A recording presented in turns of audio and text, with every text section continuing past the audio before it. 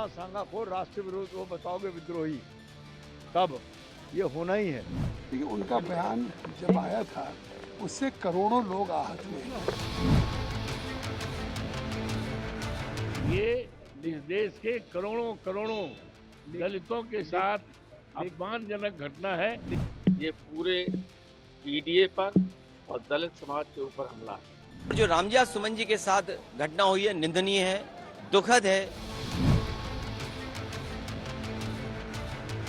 दुर्गंध पसंद करते हैं इसीलिए गौशाला बना रहे हैं, हम सुगंध पसंद कर रहे थे इसलिए इत्र पार्क बना रहे थे। अखिलेश यादव जैसे लोग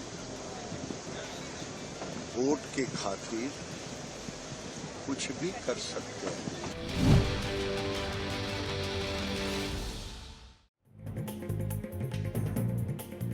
नमस्कार, बहुत स्वागत है आप सभी का। शाम के 6 बज चुके हैं, आप देख रहे हैं एनडीटीवी इंडिया। इस वक्त मैं आपके साथ आशुतोष चतुर्वेदी।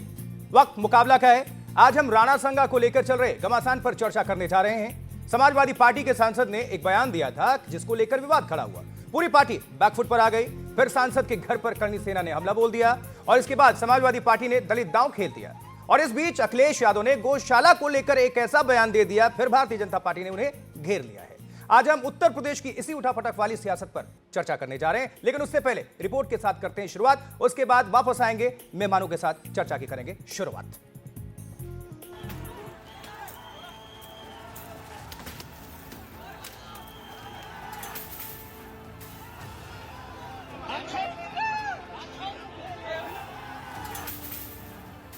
तस्वीरें बुधवार यानी 26 मार्च की हैं।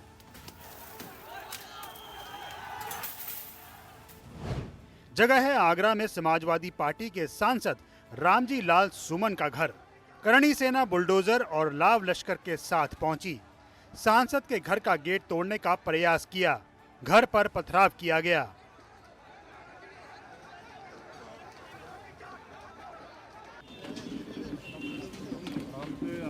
समाजवादी पार्टी के सांसद रामगोपाल यादव पार्टी के दूसरे नेताओं के साथ रामजी लाल सुमन के घर पर पहुंचे और परिजनों से मुलाकात की। मेल मुलाकात के बाद रामगोपाल यादव ने जो बयान दिया उसे सुनिए। रामजी लाल सुमन दलित न होते, अगर उन्हीं की बिरादरी के होते तो हमला करते ही लोग। ये पूरे पीडीए पर और दलित समाज के ऊपर हमला है। समाजवादी पार्टी इसको किसी कीमत पर बर्दाश्त नहीं करेगी और ईद के तत्काल बाद हमें अगर कार्रवाई नहीं होती है तो पूरे प्रदेश में आंदोलन। देखिए उनका बयान जब आया था उससे करोड़ों लोग आहत हुए और किसी जनप्रतिनिधि को तो ये अधिकार नहीं कि ऐसे किसी व्यक्ति को जिसके बारे में सम्मान, श्रद्धा हो और महापुरुष हो, उसके खिलाफ अपमानजनक शब्दों का प्रयोग करें और उनकी पार्टी उनको शोकाज नोटिस न दे, उनके खिलाफ कोई कार्रवाई न करे। मामला आगरा का है और दलित सांसद से जुड़ा है। शायद यही वजह है कि समाजवादी पार्टी ने रामजी लाल के राणा सांगा वाले बयान पर शुरुआती नरमी के बाद पूरी ताकत के साथ दलित कार्ड खेल दिया है। रामजिया सुमन जी ने क्या कहा, क्योंकि इतिहास के पन्ने सब पलट रहे हैं। बीजेपी के सोचिए क्या इतिहास का पन्ना पलट रहे हैं। बीजेपी के लोग किस बात पे बहस कर रहे हैं। उनके बड़े बड़े नेता जिन्होंने संविधान की शपथ ली वो किस बात की बहस छेड़ना चाहते हैं, औरंगजेब की बहस छेड़ना चाहते हैं। तो अगर रामजिया सुमन जी ने भी इतिहास का कोई पन्ना पलट दिया, जिस पन्ने में अगर इस तरह की भाव लिखा होगा, जो रामजिया सुमन जी के साथ घटना हुई है निंदनीय है, दुखद है। एक दलित सांसद जो बहुत ही अनुभवी हैं, बहुत सीनियर हैं, उनके घर पर तब अटैक होना जब मुख्यमंत्री वहीं पर हैं। इसके बाद पूरी पार्टी को नई दिशा मिल गई। ये केवल रामजी लाल के सुमन का ही सवाल नहीं है, ये इस देश के करोड़ों करोड़ों दलितों के साथ अपमानजनक घटना है। इसको किसी कीमत पर हम बर्दाश्त नहीं करेंगे। लेकिन तुम राणा सांगा को राष्ट्र विरोध वो बताओगे विद्रोही, तब ये होना ही है। इस बीच रामजी लाल सुमन ने भी साफ कर दिया कि वो राणा सांगा पर दिए बयान पर माफी नहीं मांगेंगे। सभापति महोदय, मैं जानना चाहूंगा कि बाबर को लाया कौन? बाबर को इब्राहिम लोदी को हराने के लिए राणा सांगा लाया था। तो मुसलमान तो बाबर की औलाद हैं और तुम गद्दार राणा सांगा की औलाद हो, ये हिंदुस्तान में तय हो जाना चाहिए। अगर बाबर की तो आलोचना करते हैं, राणा सागर की आलोचना नहीं करते। सभापति महोदय, ये बहुत सभापति महोदय, ये देश की एकता आप अनुभवी आदमी हैं, बातचीत में संसदीय मर्यादाओं का ध्यान रखें, संसदीय मर्यादाओं का ध्यान रखें। मैंने ये बयान दिया था कि राणा सांगा ने बाबर को आमंत्रित किया था इब्राहिम लोदी पर हमला करने के लिए। मैं उस बयान पर अभी भी कायम हूँ, लेकिन मेरा मकसद किसी की जातिगत और धार्मिक भावनाओं को ठेस पहुंचाने का नहीं था। अभी बीजेपी घिर ही रही थी कि अखिलेश यादव ने गौशाला को लेकर विवादित बयान दे दिया। आप बताइए, दुर्गंध पसंद करते हैं इसीलिए गौशाला बना रहे हैं, हम सुगंध पसंद कर रहे थे इसलिए इत्र पार्क बना रहे थे। बताइए, ये सांड पकड़ रही है सरकार के नहीं पकड़ रही है? आप खुद जानते होंगे। नहीं पकड़ रही है, उसका भी पैसा खा जा रहे हैं। तो इसलिए हम लोग सुगंध पसंद करने वाले लोग हैं, इसलिए परफ्यूम पार्क बना रहे हैं। अखिलेश यादव जैसे लोग वोट के खातिर कुछ भी कर सकते हैं, जरूरत पड़े तो नमाज तो पढ़ना शुरू ही कर दिया है। जिस गाय को हिंदू पूजता है उनको दुर्गंध आता है, इससे बड़ा दुर्भाग्य और क्या होगा। दरअसल इस पूरी सियासत की शुरुआत होती है औरंगजेब से। औरंगजेब पर समाजवादी पार्टी बुरी तरह घिरी, फिर सालार गाजी को लेकर भी पार्टी बैकफुट पर दिखी। उसके बाद राणा सांगा पर बयान ने फंसा दिया, लेकिन करणी सेना के हमले ने समाजवादी पार्टी को नई दिशा दे दी। Bureau report, NDTV India.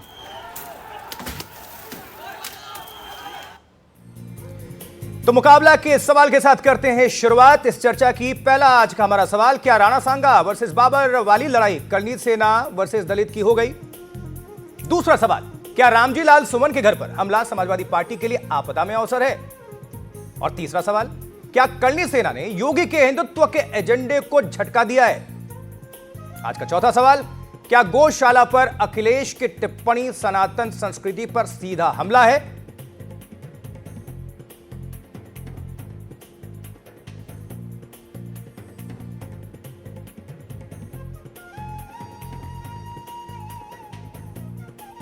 चलिए इस चर्चा की करते हैं शुरुआत। हमारे साथ तमाम मेहमान जुड़ चुके हैं। रामकृपाल सिंह जी वरिष्ठ पत्रकार स्टूडियो में मौजूद हैं।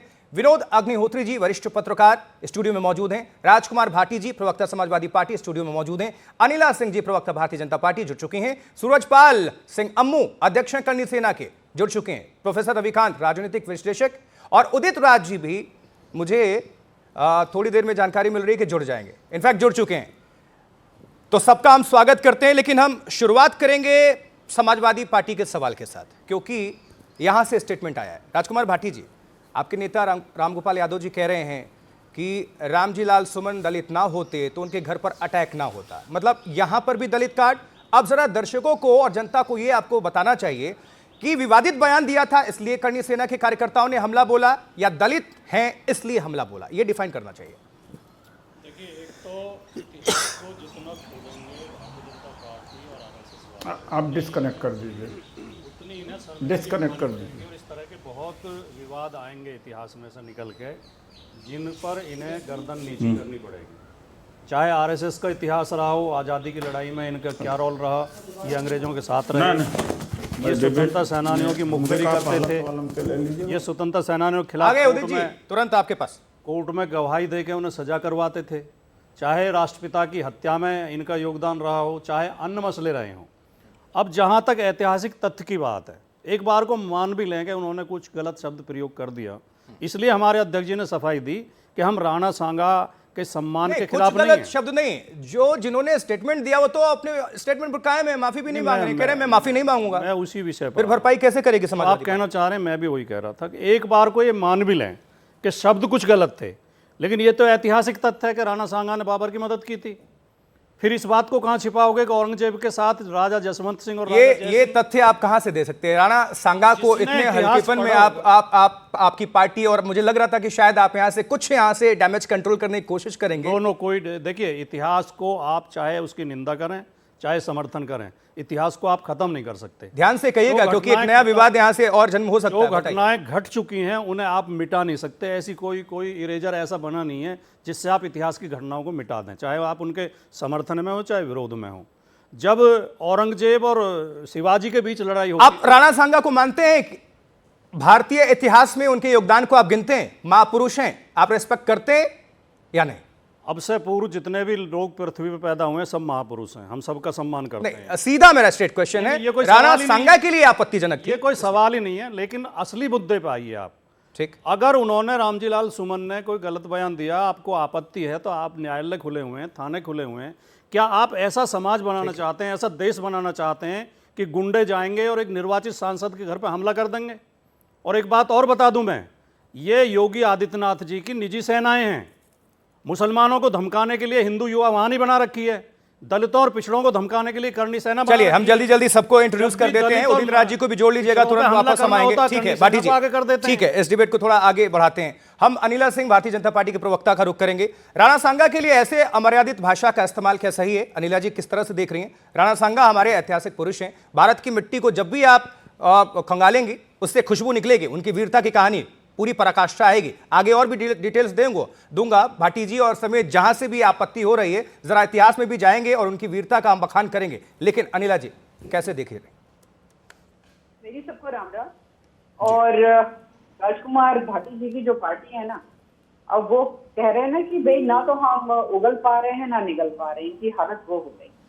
इनके नेता उल्टी सीधी बयानबाजी देते हैं, कभी वो औरंगजेब को महान बताते हैं, कभी वो महान बताते हैं बाबर को, और राणा सांगा को गद्दार बताते हैं।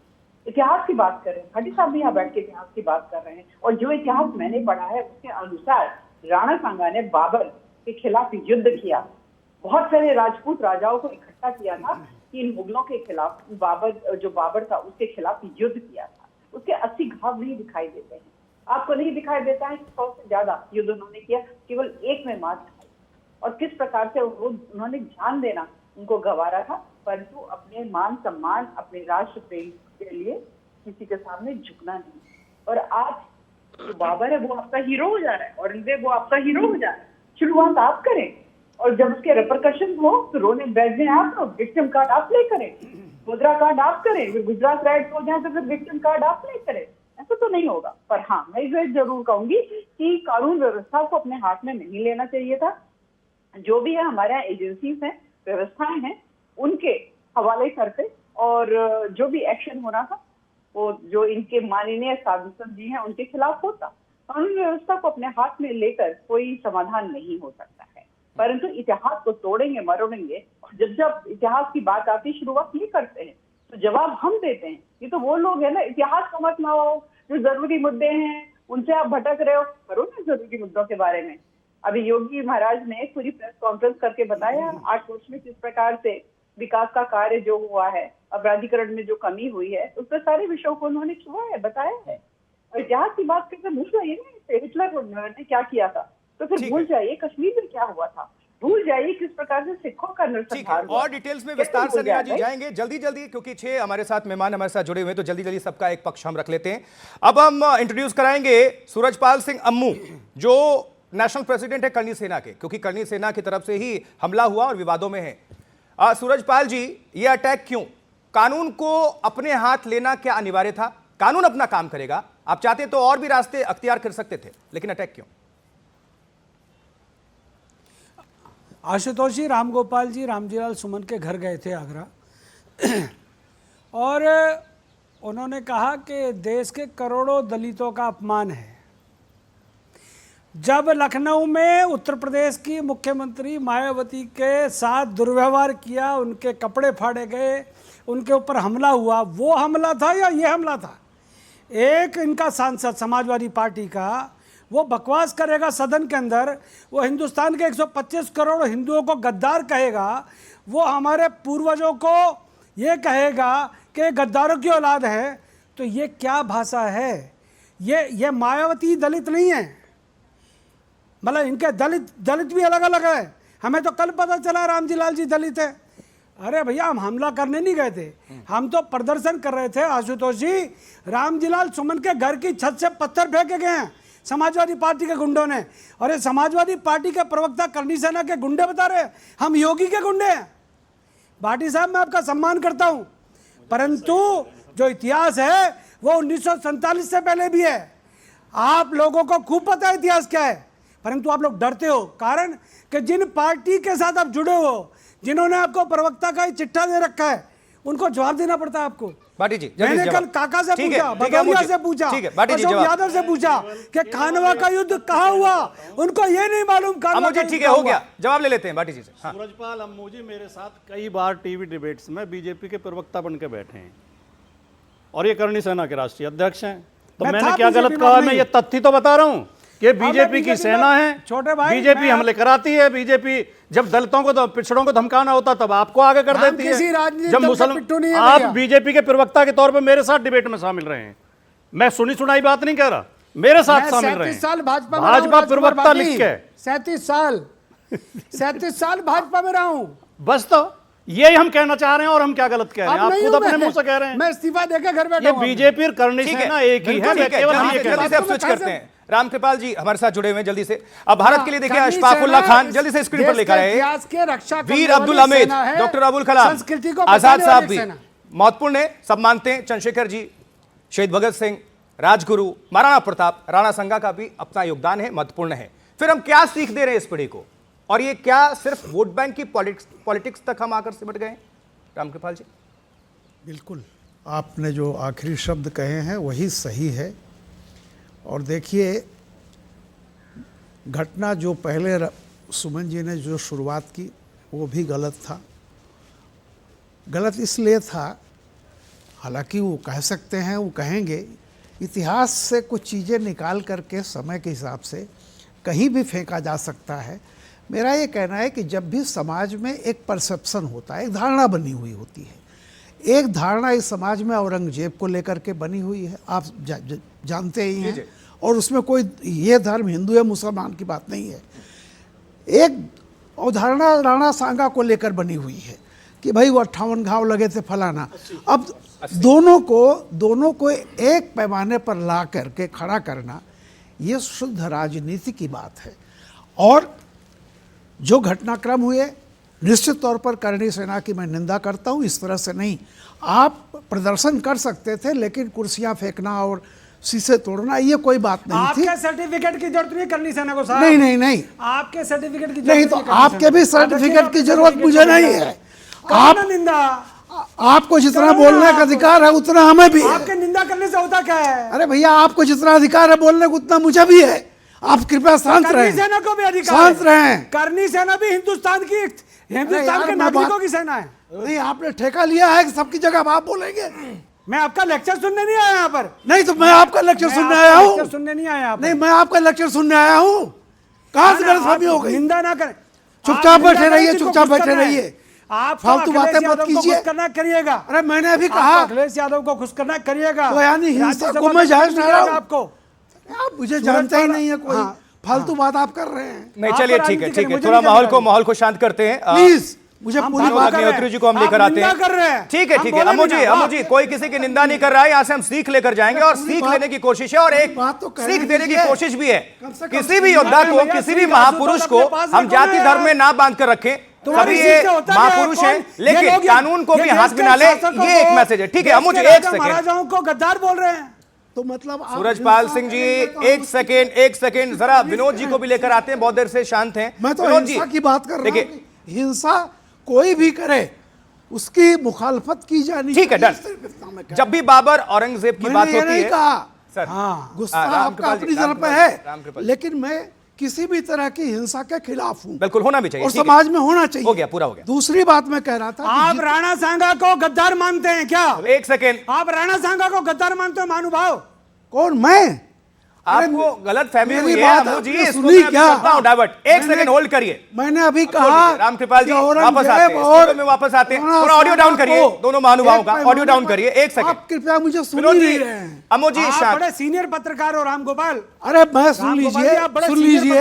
मैं सैकड़ों बार आपसे मिला हूँ, परंतु ये गलत बात। कृपया एक सेकंड, यहाँ लाठी नहीं उठानी है, यहाँ अपनी बात रखनी है। भैया एक लाइन तो सुनिए जरा। मैंने कहा राम कि गोपाल मेरे मित्र हैं, आशुतोष राम गोपाल मित्र हैं मेरे। नहीं, अब देखिए, आप अब सुन दुश्मनी लीजिए, दिखाकर मित्रता पर ना आए। अब मेरा प्रश्न है, अब मुझे लगता है विनोद जी को आना चाहिए। रामकृपाल जी हाथ जोड़कर कहता हूं, मुझे एक सेकंड शांत, अब प्लीज लेट मी स्पीक। अपनी एक बात सर प्लीज एंकर हो, सुनिए जरा, सुन लीजिए, थोड़ा आप तरीका बदलना होगा। मैं भी अब देखिए एनडीटीवी के लिए अभी आया हूं, तमाम चैनल्स पे जुड़ा, आप लोगों ने बहुत अच्छे से सुना और रखा। अब थोड़ा यहां से मैं आपकी बात रख देता हूं, एक सेकंड। विनोद जी को चूंकि मैंने अब टीज कर दिया है, जब भी बाबर औरंगजेब की बात होती है, समाजवादी पार्टी डिफेंसिव मोड पर आती है। जब भी हिंदू योद्धा हमारे सामने आते हैं, महिमा मंडन क्यों नहीं उनका होता? क्या उसके लायक नहीं है, उसके काबिल नहीं है? अब मुझे आपका सवाल मैंने डाल दिया। नहीं, देखिए, इतिहास में बाबर आक्रांता था और राणा सांगा इस देश के वीर पराक्रमी योद्धा थे, इसमें कोई शक नहीं होना चाहिए। डिबेट ही नहीं है भाई, तो मैंने भी इसमें कोई, यही रामगोपाल जी कह रहे थे, अब मुझे पता नहीं क्यों उत्तेजित हो गए, मतलब पूरी बात सुने बिना। इसमें कौन इनकार करेगा? राणा सांगा इस देश के पराक्रमी राजा थे, उन्होंने बहुत लड़ाइयाँ जीती, 80 घाव थे उनकी, एक आंख लड़ाई में चली गई थी, और बाबर को सबसे कठिन चुनौती अगर मिली थी तो राणा सांगा से ही मिली थी। और जब तक खानवा की लड़ाई में बाबर जीता नहीं, बयाना में तो हरा दिया था उन्होंने बाबर को, लेकिन उसके बाद दूसरी लड़ाई में परिस्थितियां थोड़ी बदल गई, तो और बाबर ने खुद राणा सांगा की प्रशंसा की है, अगर आप बाबरनामा पढ़ें उनकी वीरता की, तो इसलिए राणा सांगा की वीरता में, उनकी न्यायप्रियता में, उनके पराक्रम में किसको संदेह है? हो ही नहीं सकता। इसलिए उनको कोई गद्दार जैसे शब्द से विभूषित करना बिल्कुल कतई जायज नहीं है। लेकिन मैं ये कह रहा हूँ कि संसद के अंदर रामजी लाल सुमन ने कहा, उसका तरीका ये हो सकता था कि तुरंत उनके खिलाफ प्रिविलेज मोशन लाया जा सकता था, बीजेपी की तरफ लाया जा सकता था, आप कोर्ट में चले जाते, हमारी संसद की कार्यवाही चुनौती नहीं दे सकते, तो आप, उसका दूसरा तरीका था कि रामजी लाल सुमन ने जो संसद के बाहर कहा था उसको लेके आप FIR कर सकते थे। हिंसक प्रदर्शन कहीं जायज नहीं है।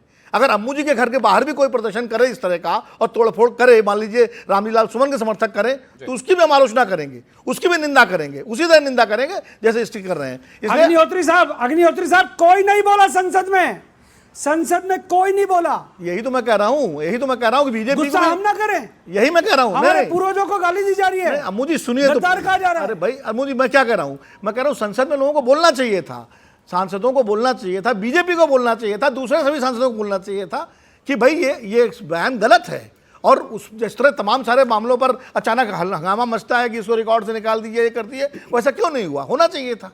तो ये इसलिए मैं भाटी जी, अम्मू जी, आप पर तो वो ट्रेडमार्क भी लगा रहे हैं कि आप भारतीय जनता पार्टी को बैकडोर से समर्थन देते हैं, तो क्या आपने बीजेपी से आग्रह किया कि ये प्रश्न उठाएं? देखो, ट्रेडमार्क कोई भी लगा, मैं नरेंद्र भाई मोदी का समर्थक हूं, योगी का समर्थक हूं, अच्छा मुख्यमंत्री है, अच्छा प्रधानमंत्री है, मुझे गर्व है, देश का नागरिक हूं, वोटर हूं देश का, और वो आपकी आवाज नहीं उठा। मैं अखिलेश यादव का विरोधी नहीं हूं, मैं अखिलेश यादव का विरोधी नहीं हूं,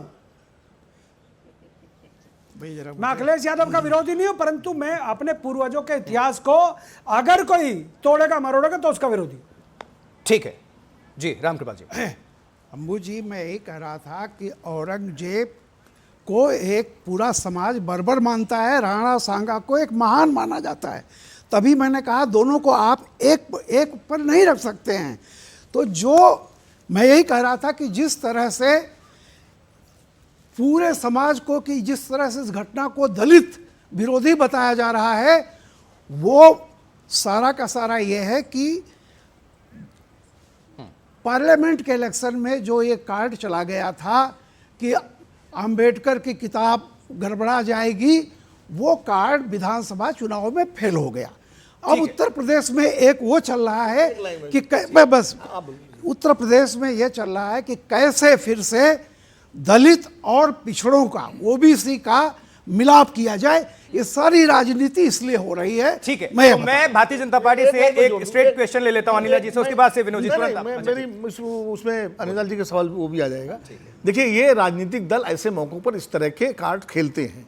याद कीजिए राहुल गांधी का वो बयान जो उन्होंने मोदी जी के उपनाम को लेकर दिया था, उसके बाद में मुकदमा हुआ, उनकी कुर्सी, उनकी सांसदी गई, तब बीजेपी ने उनको पिछड़ों का अपमान बताया था नहीं बताया था कि पूरे पिछड़े समाज का अपमान है। ऐसे ही समाजवादी पार्टी इसको दलितों का अपमान बता रही है। तो राजनीतिक पार्टियां ऐसे मौके पर इस तरह के जातीय कार्ड या अपने सामाजिक आधार के कार्ड खेलती हैं। ठीक है अनिला जी, क्या आपको लगता है कि समाजवादी पार्टी कहीं ना कहीं हिंदुओं को तोड़ने की कोशिश कर रही है इसी बहाने, क्योंकि विक्टिम कार्ड खोलने की कोशिश हुई, जिन्होंने बयान दिया उनके खिलाफ आक्रोश है, ना कि दलितों के खिलाफ। लेकिन इसमें दलित कार्ड खेला गया, तो इसको लेकर भारतीय जनता पार्टी का स्टैंड क्या? नहीं, दलित कार्ड तो खेलने का इन्होंने प्रयास किया, पर इनकी बाजी चली, ये हार गए, बुरी तरीके से हार गए इसमें, क्योंकि दलित सोच रहे हैं कि उनको हिंदुओं से अलग कर दे और उनके लिए राणा सांगा एक हीरो फिगर ना हो, उनके लिए वो नायक ना हो, उनके लिए एक वो बड़े योद्धा ना हो, तो भारी गलतफहमी में है। रामजी लाल सुमन जो है, आपको लगता है कि उत्तर प्रदेश के दलितों के हीरो हैं? मैं कहूंगी कि एक व्यक्ति जो भारतवर्ष का नागरिक है, वो किसी भी धर्म और जाति से आता हो, उसके लिए राणा सांगा एक बड़ा योद्धा, एक बड़ा नायक है। समाजवादी पार्टी भी कटी सेना के जो अध्यक्ष जी बैठे हुए हैं अमित जी, उन्होंने कहा कि मैंने कई प्रवक्ताओं से पूछा कि ये खानवा कहाँ है, बैटल ऑफ खानवा बहुत मशहूर है, ठीक है, नहीं बता पाएंगे अमित जी, बिल्कुल नहीं बता पाएंगे। वो तो राणा सांगा जी का असली नाम क्या है वो भी नहीं बता पाएंगे। वो ये भी नहीं बता पाएंगे जैसे जयचंद की वजह से पृथ्वीराज चौहान हार गए थे, किसकी वजह से राणा सांगा हारे, नहीं बताएंगे। वो ये भी नहीं बताएंगे कि इस युद्ध में जीतने के बाद, बैटल ऑफ खानवा में जीतने के बाद, किस प्रकार से बाबर ने हिंदू सेना, जितने भी हिंदू थे ना, उनके जो सर थे, उसका पूरा चिट्टा लगा दिया था, पूरा एक पर्वत बना दिया बाबर ने। वही बाबर जो है इनका हीरो है। भाई अनिला जी, देखिए, हम लोगों को तो स्कूलों में यही पढ़ाया गया कि राणा सांगा एक बहादुर वीर योद्धा थे। 1509 से, एक सेकंड अमू जी, एक सेकंड, लेट मी कंप्लीट। 1509 से 1528 तक शासन किया, और साथ राणा सांगा ने विदेशी आक्रमणकारियों को रोकने के लिए पूरे हिंदुओं को, राजपूत राजाओं को एक किया, इकट्ठा किया। नहीं, सिर्फ हिंदुओं को नहीं, एक मिनट, हाँ ठीक है, राणा ने मुसलमान भी राणा सांगा के साथ मिलकर गुजरात और मालवा मुगल बदमाशों के आक्रमण से जो है राज्य की रक्षा, नहीं उसको जाइए, तथ्य जरूरी है, वो हिंदू मुस्लिम लड़ाई नहीं थी, ठीक है, भारतीयों की लड़ाई थी, वो बिल्कुल सही है, 1527 की लड़ाई थी, मेवाती मुसलमान बाबर के खिलाफ, बाबर ने उस मेवाती सरदार को किस तरह मारा था, तो टॉर्चर किया था। 1527 में खानवा के युद्ध से पूर्व भयानक युद्ध में राणा सांगा ने मुगल सम्राट बाबर की पूरी सेना को परास्त किया, यह सब जानते हैं। अब बाबर खुद ही अपनी आत्मकथा में लिखता है कि राणा सांगा उन जैसा बहादुर योद्धा, वीर धरती पर प्रकट नहीं हुआ, और उनकी जो 3 वारिशें थीं, अगर वो भी इस तरह के जज्बात रखते तो मुगलों को भारत में कोई एंटर नहीं करने देता। तो ये तो महिमा मंडन बाबर खुद कर रहा है, और आप ऐसे शख्स को कह रहे हैं आपकी पार्टी के नेता गद्दार। भाटी जी, नहीं, गद्दार नहीं कहा ना, उन्होंने ये कहा कि हिंदू कोट है ना, सब हिंदू शब्द बोला नहीं, हिंदू शब्द भी नहीं बोला उन्होंने कि हिंदू किसकी औलाद है राणा सांगा, ये गलत जोड़े जा रहे हैं ये। लेकिन अभी अनिला जी कह रही थी कि इन्हें तो उनका पूरा नाम भी नहीं पता होगा, इन्होंने इतिहास पढ़ा ही नहीं है। राणा सांगा का पूरा नाम राणा संग्राम सिंह जी था, और उनके पिता उदय सिंह की रक्षा पन्ना दहाया गुजरी ने अपने बेटे का बलिदान दे के की थी। इतना इतिहास आपको पता नहीं होगा, आप ये गलत फहमी मत रखिए कि ये कि हमें इतिहास पता ही नहीं, इतिहास पता नहीं है। लेकिन मैं एक बात कहना चाहता हूँ, राम कृपाल जी ने कहा था कि बाबर बर्बर था, वो सॉरी औरंगजेब बर्बर था। तो मेरा बहुत सरल सा सवाल है आदरणीय राम कृपाल जी से भी, और अम्मू जी से भी, और अनिला जी से भी, अगर औरंगजेब बर्बर था तो उसका साथ देने वाले जसवंत सिंह और जय सिंह को क्या कहेंगे? अब इतिहास को इस तरह अगर पढ़ोगे कि एक आदमी तो बर्बर है, और जो उसके लिए लड़ाई शिवाजी से तो हमेशा नहीं है, कहीं और नहीं जाते, घुमा नहीं रहे हम। चलिए, सवाल यही तो सवाल है, पार्टी जी पे तो विवाद है। प्रताप से कौन लड़ा? मान सिंह लड़े, और राणा प्रताप से हल्दी घाटी खानवा के मैदान में लड़ाई हुई, खानवा के मैदान में हसन खां मेवाती राणा सांगा के साथ लड़ा था बाबर से, राजकुमार जी, और अफगान उनके साथ लड़े थे। राजकुमार जी मेरी बात सुनिए, अफगानों की सेना भी उनके साथ लड़ी थी। आपने शायद मेरी पूरी बात नहीं, मैंने कहा कि मैं अवधारणा में, यानी परसेप्शन में सवाल उठा रहा हूँ, मैं अपनी बात नहीं कर रहा हूँ। जो समाज में एक अवधारणा बनी है, वो राणा सांगा के प्रति लोग मानते हैं कि महान था, और औरंगजेब के प्रति एक अवधारणा है हमारे समाज में कि वो आतताई था, लुटेरा था, बर्बर था। ये सच्चाई है, मैं नहीं कहता हूं, ये अवधारणा है। उनका साथ देने वाले भी तो बराबर हुए। मैं कह रहा हूं कि ये अवधारणा है, खराब से, लेकिन अंग्रेजों का साथ देने वाले मैं अपनी बात नहीं कह रहा हूं, मैं कह रहा हूं जो समाज की अवधारणा है, ये आप अवधारणा जो है उसकी बात। प्रोफेसर डॉक्टर रविकांत मित्तल साहब भी जुड़े हुए हैं। रविकांत जी, मित्तल नहीं, सिर्फ रविकांत जी हमारे साथ जुड़े हुए हैं। रविकांत जी, एक सेकंड, रविकांत जी को तो आने दीजिए टीवी पे, अम्मू जी वापस आते हैं। रविकांत जी, किस तरह से इस पूरे सिनेरियो को आप देख रहे हैं? क्या इतिहास के साथ छेड़छाड़ पूरी तरह से करने की कोशिश हो रही है या इसे बदलने की कोशिश हो रही है? जो हीरो थे उनको विलन पेश करने की कोशिश है और जो विलन थे उनको हीरो बनाने की कोशिश है ये योजना, ऐसे देख रहे हैं आप? लेकिन बड़ा आश्चर्य होता है कि अब इतिहास पॉलिटिकल लोग तय करेंगे और स्टूडियो पर लिखे गए। इतिहास लिखने का काम, पुनर्लेखन का काम रविकांत जी की आवाज ठीक करिएगा जी। और ये हमेशा से होता रहा है, कोई ये पहली बात नहीं है। इतिहास कई तरह से लिखा गया, बहुजन डिस्कोर्स के आधार पर भी लिखा गया, सबल्टन राइटिंग भी आई और एक दक्षिणपंथी नजरिया भी है इतिहास लेखन का, एक राष्ट्रवादी नजरिया भी है इतिहास। ठीक है रविकांत जी, थोड़ी देर के बाद आपको हम कनेक्ट करते हैं, चूंकि ऑडियो में कुछ दिक्कत आ रही है, आपकी आवाज हम तक स्पष्ट नहीं पहुंच पा रही है। थोड़ा इसको और हम दे देते हैं, हम क्यों सिर्फ औरंगजेब और राणा सांगा तक सीमित रहे हैं? देखिए ना, स्टेटमेंट राजकुमार भाटी जी दरअसल समाजवादी पार्टी पर इसलिए अटैक करने का सबको मौका मिल रहा है। अब गौशाला को ले लीजिए, अखिलेश यादव ने आज क्या कहा आपने सुना, और वो फिर से उन्होंने एक मौका दे दिया है। जरा आशुतोष, आशुतोष जरा आशुतोष मेरे को रिप्लाई करने दो ना। अच्छा करो आप, चलो ठीक है 10 सेकंड। हाँ ठीक है। अभी राजकुमार भाटी जी ने बहुत अच्छी बात की। पन्ना धाय हमारी माँ है जिनके पुत्र के कारण आज महाराणा प्रताप का नाम लिया जाता है। मैं फिर बता दूं राजकुमार भाटी, आपके इतिहास में दिक्कत है। ये महाराणा, ये संग्राम सिंह जो बोल रहे हैं ना, उनका नाम था हिंद पथ महाराणा संग्राम सिंह और उनके पुत्र का नाम था उदय सिंह। और उदय सिंह के पुत्र को बचाने के लिए मां पन्ना धाय ने अपने बच्चे की कुर्बानी दी। ठीक है, आप फिर अपना इतिहास ठीक कर लें। वो गुजरी मां मेरी भी थी, आपकी भी थी, जिसके कारण महाराणा प्रताप ने, परंतु उसी महाराणा प्रताप ने, अच्छा उदय सिंह को मारने कौन आया था? जिनको आप शेड्यूल ट्राइब्स वो कौन था? उन्हीं अम्मू जी, उदय सिंह को मारने कोई मुगल आया था क्या? अरे भैया रुको ना। रणवीर कौन था? रणवीर आपका क्या अलग एक एक करके मैं आपसे क्या, अरे आप पन्ना धाय की बात कर रहे हो, मैं पन्ना धाय की बात ठीक, जल्दी बोलिए ना। अरे शेड्यूल ट्राइब्स जिनको आदिवासी बोलते हो, उनके घर पे उसी महाराणा प्रताप ने घास की रोटियां खाई थी। राजकुमार भाटी किस समाजवादी पार्टी की गुलामी कर रहे हो दोस्त? और राणा प्रताप से लड़ा कौन था? अकाली सेना में चले हल्दी घाटी में राणा प्रताप से लड़ा कौन था? वापस आते लड़ा कौन था राणा प्रताप से? भाटी जी अभी सिर्फ एक मुद्दे पर नहीं, अभी एक और सवाल, मुख्यमंत्री है, थोड़ा इस चर्चा को और बढ़ाते हैं। मुझे समय दो अमू जी, मुझे समय दो, एक मिनट सभी मेहमानों से आग्रह है।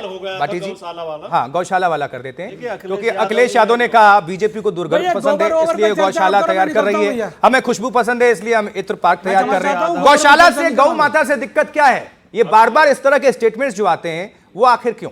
अखिलेश यादव जी का इशारा भारतीय जनता पार्टी के भ्रष्टाचार की ओर था। जो गौशालाओं में भ्रष्टाचार हो रहा, गौशालाओं के लिए जो बजट जाता है उसे गौओं के लिए इस्तेमाल ना करके उनके चारे को लोग खा जाते हैं, और वो सब बीजेपी से जुड़े हुए लोग हैं, और गायें मर रही हैं वहाँ चारे के अभाव में। गाय तो देखिए, मैं गुजर हूँ, गुजर और यादव की तो पहचान ही गाय भैंस से। हम इसलिए तो सवाल हो रहा है। हम लोगों ने तो गाय का गोबर उठाया, हमें कभी बदबू नहीं आती। हमने तो गाय का गोबर उठाया। गाय गौशाला जो है हमारे यहाँ पूजी जाती है। अखिलेश जी का इशारा गाय गौशालाओं में सवाल भ्रष्टाचार की ओर है। मुलायम सिंह यादव कहते रहे हमेशा से कि हम गौ माता, आज भी अखिलेश जी के घर में गाय हैं, घर में गाय होती है, और यदुवंश और गोवंश आपस में कनेक्शन है, रिश्ता रहा है, भगवान श्री कृष्ण की वंशज माने जाते हैं। तो ये इस तरह के स्टेटमेंट आना, और खासकर इसको क्या भारतीय जनता पार्टी को नसीहत देते देते, कोसते कोसते क्या सनातन का अपमान नहीं कर रहे? नहीं, आपने मेरा क्या हिंदुओं पर यह टारगेट नहीं हो गया? मैं कह रहा हूं गाय हम पालते हैं, गाय का आदर करते हैं, गाय का सम्मान करते हैं। हमने बचपन में हमेशा, हमें कितनी भी तेज भूख होती थी, हमारी माँ कहती थी पहले गाय को रोटी दे के आओ। पहली रोटी हमारे यहाँ गाय को दी जाती है, तो हम तो गाय के खिलाफ बोल ही नहीं सकते। अखिलेश जी गौशालाओं में भ्रष्टाचार जो योगी जी ने कर रखा है उस पर बोल रहे हैं। हर गौशाला से खबर है। सफाई से आप संतुष्ट हैं समाजवादी पार्टी की सफाई से?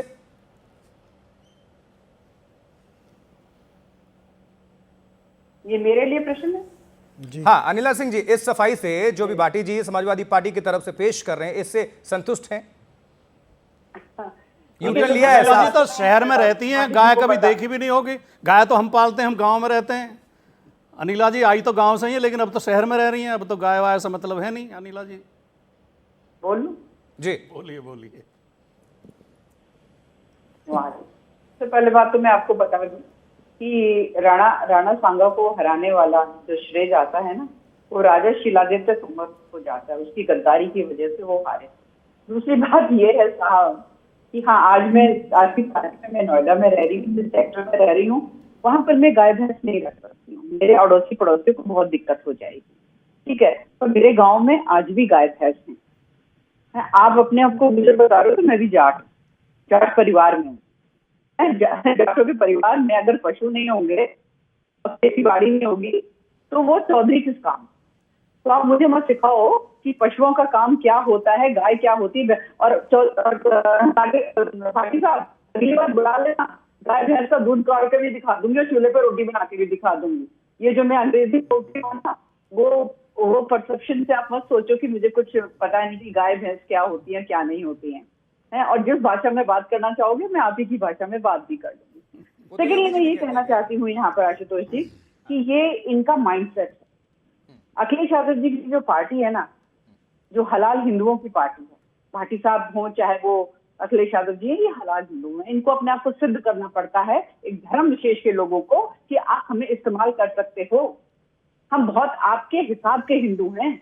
अनिला सिंह हलाल हिंदू नहीं है। अनिला सिंह को वो कभी भी नहीं सोच पाएंगे कि अनिला सिंह जो है उनके लिए कुछ इस प्रकार का काम करेंगे जो कि उचित नहीं है।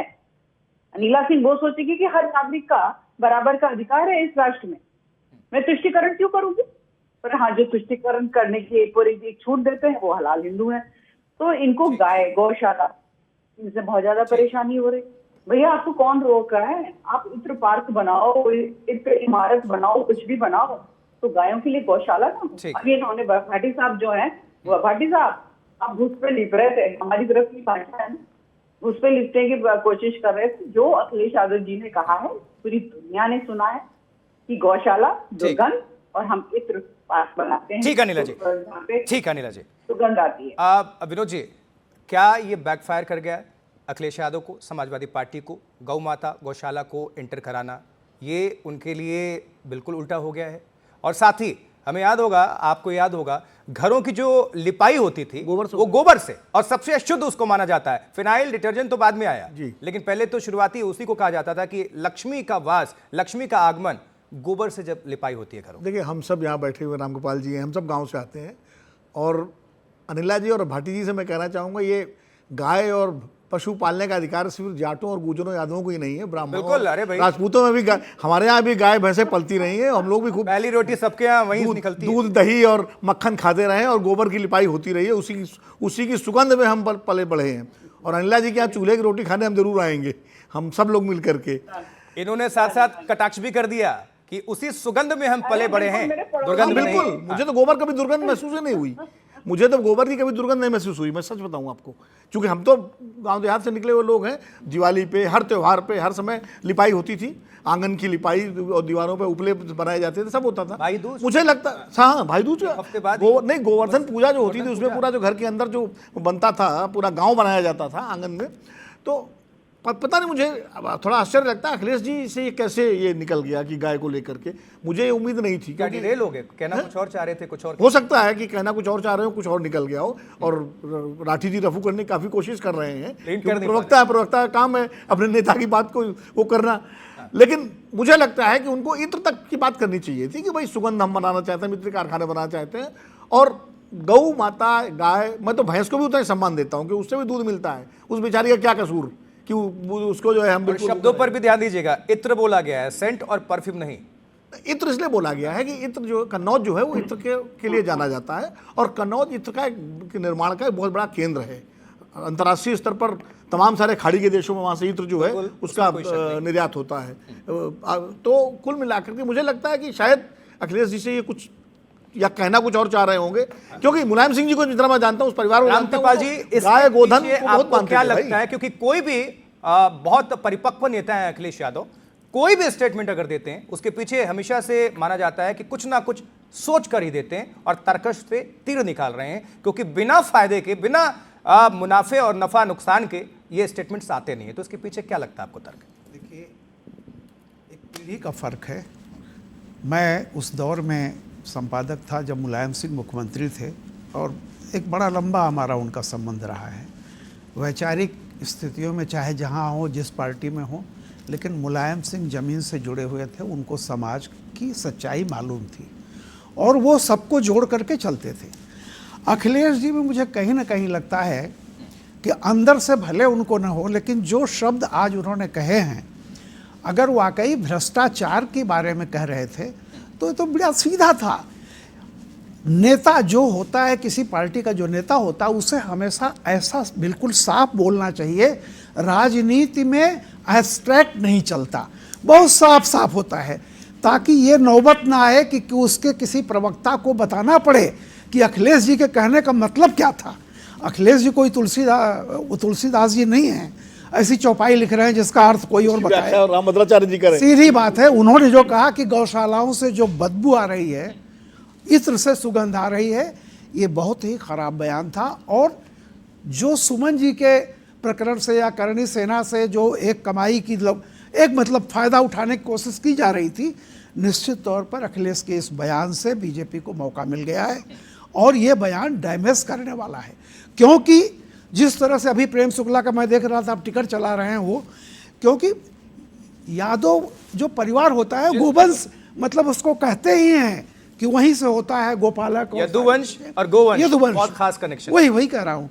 तो अब पता नहीं मुझे, लेकिन कई बार अखिलेश जी को थोड़ा इन मामलों में जो मुंह से बोलते, कई बार हो सकता है गुस्से में बोल जाते हों, कुछ भी, हालांकि उनके मन से ऐसा नहीं रहा होगा, लेकिन जो शब्द निकला है वो डैमेज करने वाला है, इसमें कोई दो राय नहीं है। हालांकि पार्टी प्रवक्ता इसी के लिए होते हैं, जो अगर अच्छी चीज नेता ने बोली तो उसको लपकना है, और जो चीज अगर बोल दिया गया तो उसको डैमेज कंट्रोल भी करना है। लेकिन इस डैमेज को कैसे कंट्रोल करेंगे भाटी जी, क्योंकि ये अपने आप में बहुत बड़ा मामला है। ये सिर्फ बीजेपी से नहीं जुड़ी हुई चीजें, ये सनातन से जुड़ गई हैं और हिंदुत्व से जुड़ गई हैं। जो व्यक्ति अखिलेश यादव जी की पृष्ठभूमि को जानता है, उनकी विचारधारा को जानता है, उनके पारिवारिक पृष्ठभूमि को जानता है, वो कभी सोच भी नहीं सकता कि वो गाय के खिलाफ बोल सकते हैं। नहीं बोल दिया ना, नहीं गाय के खिलाफ नहीं बोला। अरे गौशाला मतलब उत्तर प्रदेश सरकार के भ्रष्टाचार के खिलाफ बोला, जो गौशाला के नाम पे क्लियर होना चाहिए था ना, भ्रष्टाचार के लिए कह रहे हैं। एक जल्दी में कह दिया, अब आप पूछेंगे तो क्लियर करेंगे कि इस बात को कि उन्होंने क्या बोला है। मतलब आप ये कह सकते हैं गौशालाओं में जो अव्यवस्था है। और जो विनोद जी थोड़ा सा नाराज हो रहे थे, मैं ये नहीं कह रहा कि ब्राह्मण गाय नहीं पालते, राजपूत नहीं पालते, हमें तो दान कह रहा हूँ हमारी तो पहचान ही इससे है। हमें तो कहते हैं गोपालक ही कहते हैं, गाय भैंस वाले। नाराज नहीं हो रहा था भाई, हम अपना क्लेम भी कर रहे थे। अनिला जी जल्दी से आइए, जवाब दीजिए। देखिए, ऐसा है कि कमान से तीर और जुबान से शब्द जब निकल जाते हैं तो वापस नहीं आते। अखिलेश यादव जी ने बोल दिया, जो उनकी मन की बात थी उन्होंने बोल दिया, और ऐसा नहीं है ना। मेरा एक और प्रश्न है, क्या यादव समाज भी इसे स्वीकार करेगा, इस स्टेटमेंट को? देखिए, ऐसा है, यादव समाज तो ये लोग लेकर चलते हैं कि यादव समाज तो हमारा है, क्योंकि हमारे नाम के पीछे यादव लिखा हुआ है। हाँ, एक परिवार की ये पार्टी, एक व्यक्ति की ये पार्टी है, और उस व्यक्ति के नाम के पीछे यादव लिखा हुआ है, तो ये तो सोच कर चलते हैं कि जितने भी यादव हैं सारे के सारे हम ही को वोट करेंगे। पर जो नतीजे बताते हैं क्या ऐसा होता नहीं। ये लोग सोचते हैं अब हाँ, सबसे बड़ी बीमारी तो ये हो ही रही है, एक धर्म विशेष के लिए कंटेंडर्स बहुत सारे हो गए, और इसीलिए वो इत्र की बात करते हैं और गौशाला की बात करते हैं। अभी आशुतोष जी जो आपने कटाक्ष किया था, मुझे तो बहुत अच्छी तरीके से समझ में आ गया था, जब इत्र को लेके आपने कटाक्ष किया था, अभी मेरे को बहुत अच्छे से समझ में आ गया था कि हाँ, जो बादशाह और नवाबों में विश्वास रखते हो तो वो इत्रों में ही अपने आप को खोया हुआ पाएंगे, वो गौशाला से कोई मतलब नहीं रखने वाले। यादव जरूर लिखा हुआ है उनके नाम के पीछे। अच्छा, इत्र का जो कारोबार कन्नौज में है, बहुत सारे हिंदू भी करते हैं, हमारे बहुत रिश्तेदार हैं। ठीक है, लेकिन विनोद जी मैं ये आपसे पूछना चाह रहा हूँ कि जो गौशाला पर अखिलेश यादव की टिप्पणी है, क्या हिंदुओं ने सनातन संस्कृति पर इसको हमले के तौर पर ले लिया है, और बीजेपी क्या इस नैरेटिव को सेट करवाने में कामयाब आपको नजर आती है? ये सब बड़ी अस्थायी चीजें होती हैं। देखिए, अब वो जो नहीं, वोटर्स के जहन में, दिमाग में रहता है ये सब। देखिए, वोट कभी एक बयान पर एक उससे तय नहीं होता है। चुनाव के समय क्या परिस्थिति है, क्या नैरेटिव बना है, उस पर वोट तय होता है। राम मंदिर का नैरेटिव इतना जबरदस्त बना था, लेकिन चुनाव आते आते वो नैरेटिव कमजोर पड़ गया उत्तर प्रदेश में।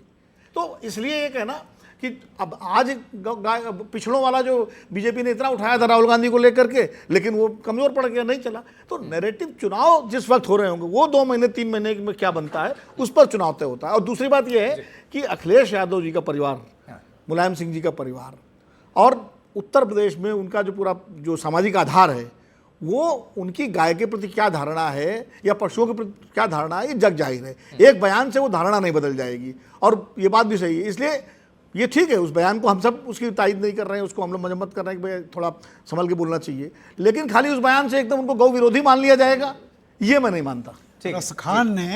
रसखान जो कि माइनॉरिटी के थे, लेकिन वो उन्होंने लिखा है कि जो पशु हो तो कहा बस मेरो, चरो नित नंद की धेनु मझारन, यानी उनकी गायों के बीच मैं चरूं। यानी आप सोच सकते हैं कि गाय को लेकर के हमारे एक पूरे मानस में जो है गो माता आज की बात नहीं है।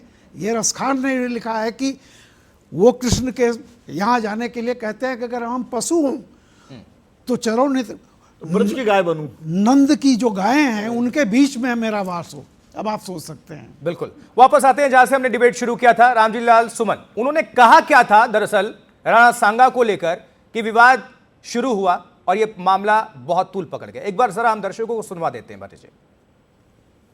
एक तो ये बीजेपी के लोगों का तकिया कलाम हो गया है सभापति महोदय कि मुसलमान इनमें बाबर का डीएनए है। उप सभापति महोदय मैं जानना चाहूंगा कि बाबर का डीएनए मुसलमान में है। हिंदुस्तान का मुसलमान तो बाबर को अपना आदर्श मानता नहीं है, वो तो मोहम्मद साहब को अपना आदर्श मानता है, सूफी संतों की परंपरा को अपना आदर्श मानता है। लेकिन सभापति महोदय मैं जानना चाहूंगा कि बाबर को लाया कौन? बाबर को इब्राहिम लोदी को हराने के लिए राणा सांगा लाया था। तो मुसलमान तो बाबर की औलाद है और तुम राणा सांगा की औलाद हो, ये हिंदुस्तान में तय हो जाना चाहिए।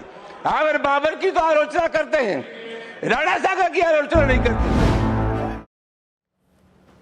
अब इसलिए ये सवाल पूछा जा रहा है। अब हमारे साथ हमारे 3 पैनलिस्ट इस वक्त जुड़े हुए हैं। विनोद जी बैठे हुए हैं स्टूडियो में, रामकृपाल जी बैठे हुए हैं और साथ ही अनिला जी हमारे साथ बीजेपी के प्रवक्ता जुड़े हुए हैं। जी विनोद जी, देखिए रामजी लाल सुमन के जो वैचारिक पूर्वज थे डॉक्टर राम मनोहर लोहिया, हम लोग भी उनको मानते हैं।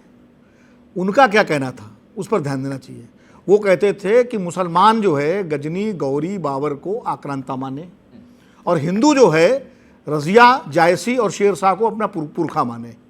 ये है इस देश की संस्कृति। लेकिन इसके साथ ये जो स्टेटमेंट है, किसी भी हमारे महापुरुष ने या किसी भी हमारे नेता ने ये तो नहीं कहा कि महाराणा प्रताप, राणा सांगा या जितने भी हमारे योद्धा हैं, महापुरुष हैं, उनके लिए ये अमर्यादित शब्दों का इस्तेमाल करें। ये तो व्यक्तिगत टिप्पणी हुई, तो व्यक्तिगत अटैक हुआ। अटैक नहीं होना चाहिए, यही तो सवाल हम लेकर आए थे अम्मू के पास। लेकिन शब्द की मैं बता कानून अपने हाथ में ना लें, लेकिन किसी को भी अधिकार नहीं है कि किसी के खिलाफ टिप्पणी करें। अगर हीरो हैं तो उनको विलन साबित ना करें, और अगर इतिहास में उनको विलन दर्शाया गया है तो उसको हीरो बनाने की कोशिश ना करें। एक शब्द मैं कह दूं। हाँ। आपने सुना भी क्या किस तरह से बोला उन्होंने कहा राणा सांगा लाया था। हाँ। मतलब शुरू से राणा सांगा के प्रति उनके दिल में जिसको कहते हैं कि एक निरादर भरा हुआ था, क्योंकि हम राणा सांगा लाए थे, कह सकते थे आप कि राणा सांगा लाए थे, लेकिन ये टुकार करके बोलना जो तू तड़ाम राणा सांगा के लिए जिस तरह का किया गया है, बहुत ही घोर आपत्तिजनक था वो। जी विनोद जी, नहीं मैं ये कह रहा था कि देखिए इतिहास जो है उसको बहुत सेलेक्टिवली नहीं देखना चाहिए। इतिहास में बहुत सारी चीजें हैं, बहुत सारे आज का भी इतिहास जब लिखा जाएगा 400-500 साल बाद, तो ऐसी किताबें मिल जाएंगी जो इस काल को स्वर्ण काल बताएंगी, मन में एक और इसी काल को बहुत सारे जो है अंधकार काल बताएंगे। ये कहना चाह रहा हूं कि जब भी कोई हिंदू योद्धा आते हैं, ये उन्हीं के प्रति निरादर क्यों होता है? किसी और धर्म, कहीं और अगर किसी का कनेक्शन है, उसके प्रति ये सहानुभूति बैकफुट से या किसी और दरवाजे से क्यों आ जाती है? नहीं क्यों, शिवाजी के प्रति कभी अनादर नहीं हुआ। राणा प्रताप को कहाँ अनादर हुआ? राणा सांगा को रामजी लाल सुमन ने कहा, बाकी तो किसी ने नहीं कहा। ये भी धारणा पार्टी अगर डिफेंसिव है, अभी तक माफी नहीं मांगी, ये भी धारणा हम गलत बनाते हैं कि हम खाली ये आपके सामने अभी प्रवक्ता थे भाई, प्रवक्ता का तो काम है, उन्होंने तो माफी नहीं मंगवाई, नहीं प्रवक्ता नहीं उनकी पार्टी की तरफ से किसी ने टिप्पणी की, तो ये एक तरह से अप्रत्यक्ष रूप से समर्थन ही तो है। देखिए अब एक बात सुनिए, औरंगजेब को लेकर एक धारणा है कि आक्रांता तो नहीं था, क्योंकि इसी देश में पैदा हुआ था और यही राज किया उसने। आक्रांता बाबर था, बर्बर कहिए, हाँ अत्याचार। लेकिन क्या अशोक अत्याचारी नहीं था? 99 भाइयों को मारने वाला, अपने पिता को मरते हुए पिता से सिंहासन छीनने वाला अजातशत्रु नहीं था जिसने बिंबिसार को कैद किया? या राणा कुंभा की हत्या किसने की थी? ये सवाल भी तो है। तो इतिहास को सिलेक्टिवली मत देखिए, इतिहास को बड़े फलक पर देखिए। और ये सबको मालूम है औरंगजेब ने अपने भाइयों की हत्या की, शाहजहां को जेल में डाला, लेकिन इतिहास में बहुत सारे इतिहासकार उसका तमाम सकारात्मक पक्ष बताते हैं, बीएन पांडे वगैरह।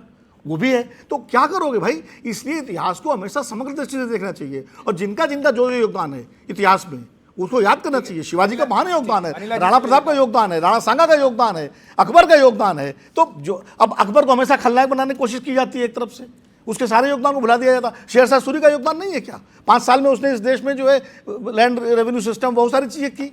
तो ऐसा नहीं है। अच्छा, इस देश में बाबर ने सत्ता किससे ली थी दिल्ली की?